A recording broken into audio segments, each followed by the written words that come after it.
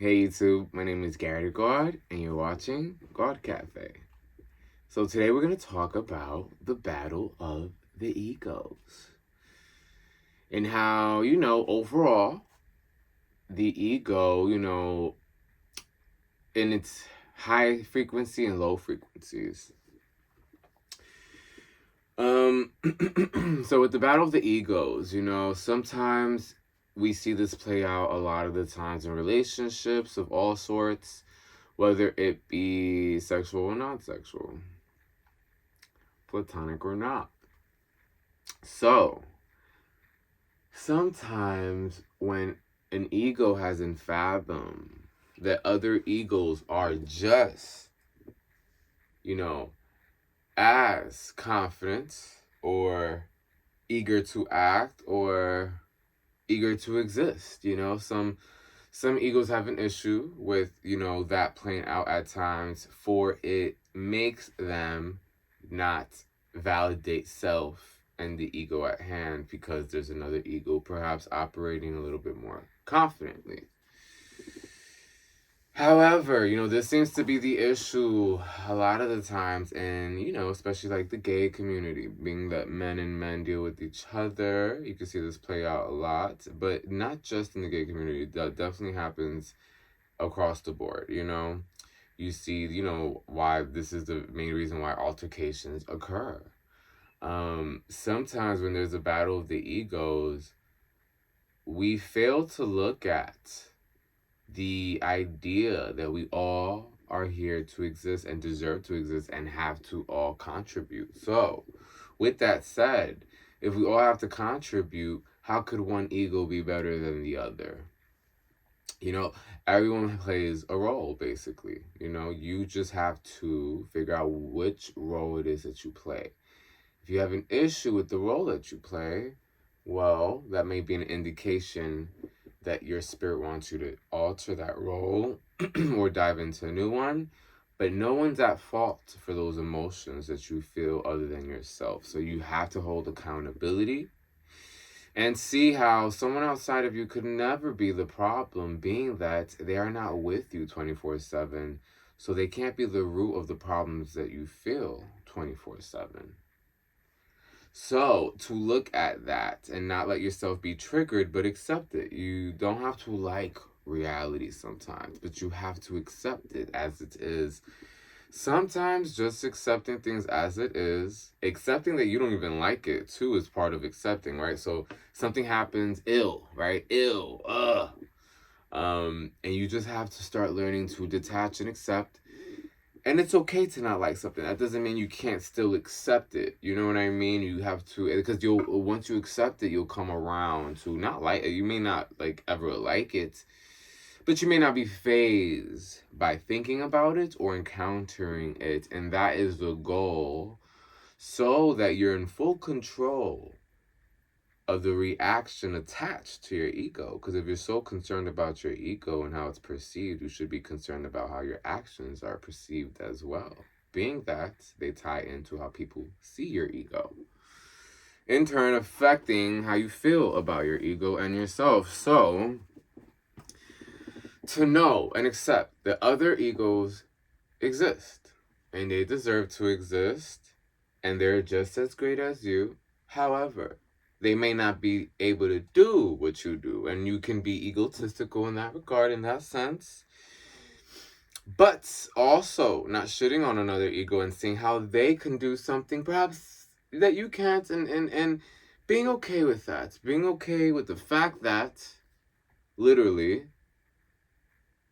everyone has a specialty and expertise. How could we not? Everyone's life makes it so the perspective at hand is saturated into whatever that expertise is.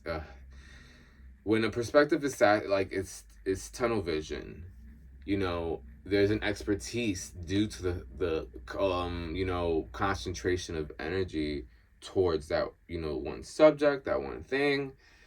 So, with that said, we all have something we specialize in and know so much about that another human being would be in awe of.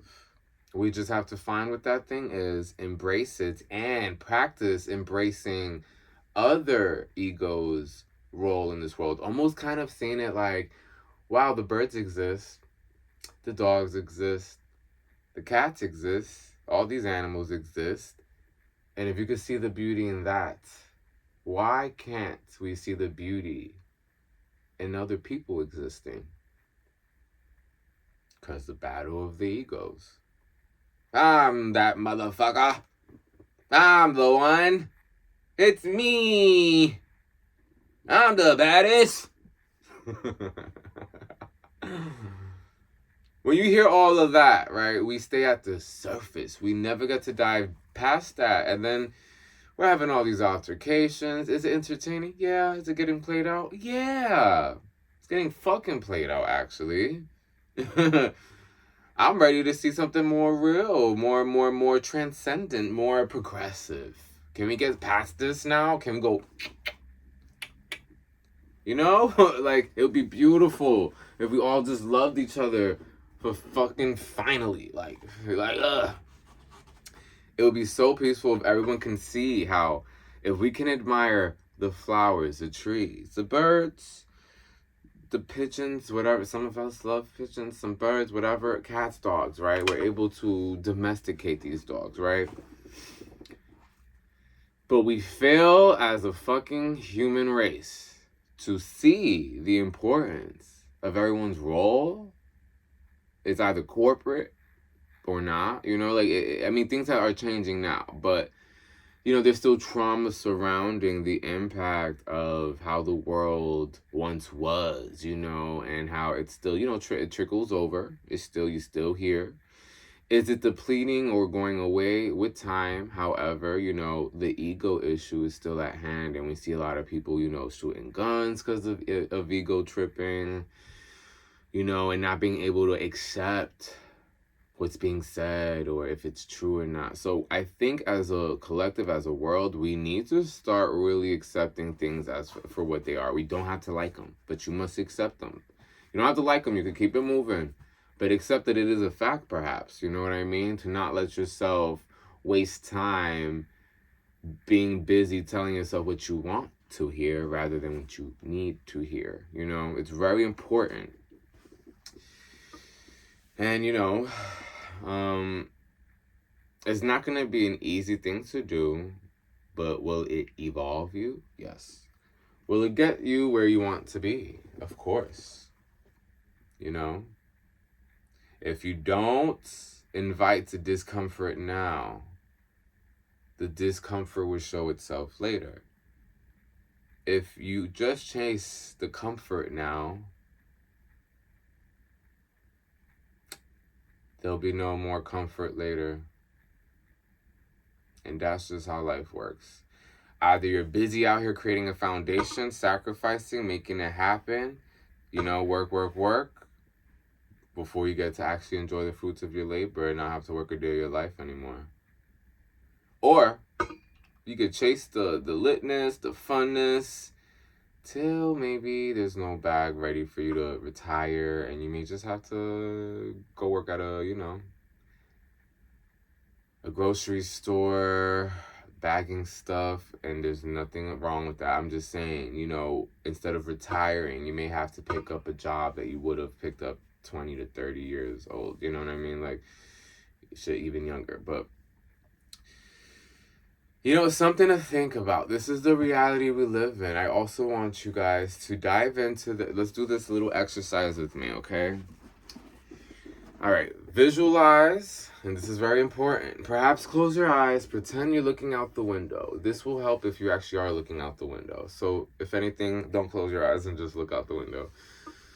So look out the window and observe your surroundings outside. You may see someone walking down the block, kids playing, someone on the phone rushing to work. I want you to see that, right? You may not value what you're seeing. It may just be everyday life. Now, tap into the idea that you're 80 years old, living in the same place, looking out that window, Look out the window again. Tap into the idea that you are retired, you are 80. Ask yourself this while you're looking out the window. What would I have wished I did? What would I have wished I did that I didn't do now that I'm 80? This is going to open up your brain to go get it. This is going to make you say, you know what? I'm going to regret not doing this right now, right here. So sometimes it's important to tap into what the older you would have wished from the younger you in order to ensure your happiness and to ensure that you are motivated and taking action according, taking the action that you need to be taken. This is how you develop a healthy ego. This is how you look out for, foul opportunities from happening. You don't want the foul or bad opportunities showing up because you didn't look out for them and prevent them from happening. You want to constantly try to tap into your third eye, your bird eye view, and foresee things before they happen so that you can navigate what experiences you're accepting and not accepting into your reality. When I said you need to accept things as they are, you do up until this point. You have to accept what you have already accepted occurring. So if someone did this to you and you're in denial of it, well, accept that you have, experienced this experience, whether it's your fault or not. Accept that it has happened to you and it's part of your experience. Then, moving forward, you see and study what caused that experience to happen, because I do not want it to happen again. So you microscopically observe.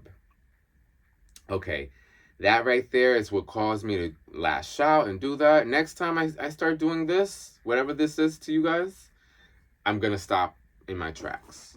Which is the whole point, is to observe yourself on that level. You cannot just be out here just happening, just winging it. At some point, my love, you're going to have to wake up to the fact that intention needs to be set constantly, or the intention will be set onto you by others.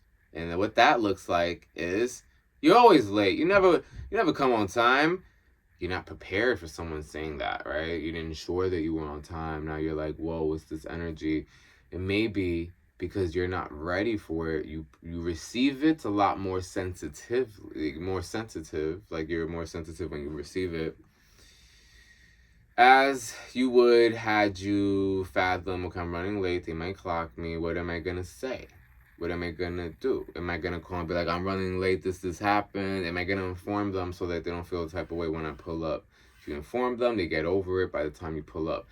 To observe life on this level is crucial and necessary.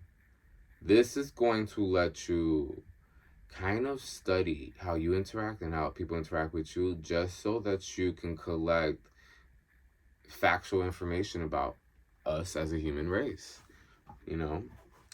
But we just leave it at the fighting. We just leave it at, bitch, I'm better than you. Bitch, no, I'm better than you.